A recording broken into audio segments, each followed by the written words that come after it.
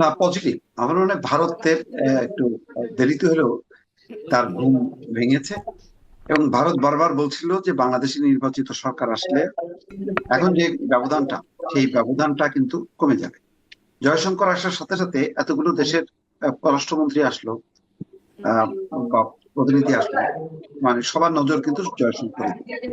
কারণ আহ, আহ, জয়শঙ্করের মানে কোনো প্রতিনিধি আসেনি বাংলাদেশে, হুম, হুম। যে উপলক্ষে আসুক না কেন এই সফরটা ছিল ব্যারিস্টার আহ, পাটোয়ারি আবার একটু মিউট করবেন আপনার অডিওটা, ব্যারিস্টার পাটোয়ারি আপনি যদি একটু অডিওটা যে মিউট করেন। উদ্দেশ্যে আসুক না কেন, আহ, এই সফরটা ছিল পুরোপুরি রাজনৈতিক এবং কূটনীতিক। তারা বর্তমান সরকারকে আসলে মানে আহ, উপরে সন্তুষ্ট না, এবং হয়তো স্বীকারও করতে চায় না। যে কারণে যা বৈঠক হলো বা কথাবার্তা হলো, সেটা দেখা যাচ্ছে সরকারের দুইজন উপদেষ্টা, আসিফ নজরুল এবং আহ জাতীয় নিরাপত্তা উপদেষ্টা। নিরাপত্তা উপদেষ্টা ডক্টর খলিলুর রহমান। অথচ অন্য দুইজন নেপাল এবং ভুটানের প্রতিনিধি কিন্তু ডক্টর মোহাম্মদ ইউনূসের সাথে কথা বলেছেন।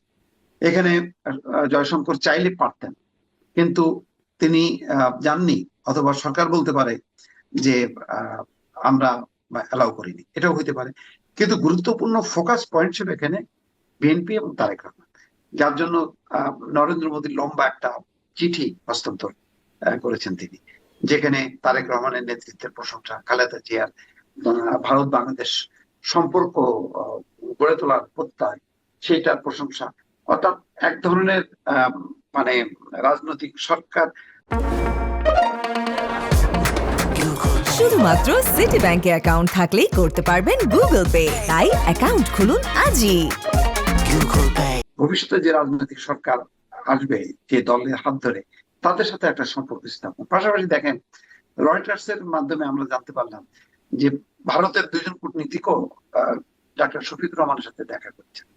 যদিও এটা নিয়ে একটু বিব্রতকর অবস্থার মধ্যে পড়েছে শফিকুর রহমান, যে ভারতের কূটনীতিকরা বলেছিলেন যে এটি মানে মিডিয়াতে না জানানোর জন্য।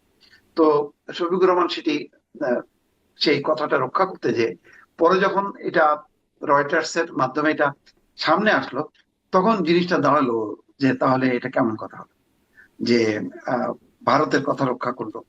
তো যাই হোক, এটা নিয়ে তার মানে মোট কথা মানে ভারতের কথা বিএনপি এতদিন রক্ষা করলো, এখন এসে আর এতদিন রক্ষা করলো না, মানে কারণ তিনি হ্যাঁ, দেখা করতে এসেছেন তার বাইপাস সার্জারি গত বছরে, সেই সার্জারির পরে হ্যাঁ, দেখা করেছেন। তো জানুয়ারি প্রায় মাসে। এতটা এতটা সময়ে আসলে কিন্তু তিনি বলেন নাই, হ্যাঁ, সেটাই একটা, এইটাই তো আবার এখন বললেন। সহযোগিতা হ্যাঁ। হুম, হুম। বললেন।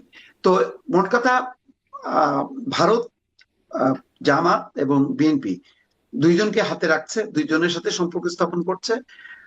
মানে যারাই ক্ষমতায় আসবে তাদের সাথে একটা মানে আবার সেই পুরনো যে কূটনৈতিক সম্পর্কটা, সেটা পুনঃস্থাপনের তারা চেষ্টা করবে। তো এই অবস্থানটা ভালো, যৌক্তিক, যে তারা আওয়ামী লীগের অপেক্ষায় বসে না থেকে তারা আহ, রাজনৈতিক বাস্তবতা মেনে নিয়ে হুম, তারা সেভাবে পথ চলছে, এবং এটাই কূটনীতির লক্ষ্য হওয়া উচিত। যে লক্ষ্যটা যদি আরো আগের থেকে তারা সুন্দরভাবে পরিচালনা করতো, তাহলে বাংলাদেশের এরকম একটা বিপর্যয় হয়তো হতো না, এই ধরনের নির্বাচনের মধ্য দিয়ে বারবার ফ্যাসিবাদের জন্ম হতো হুম। না।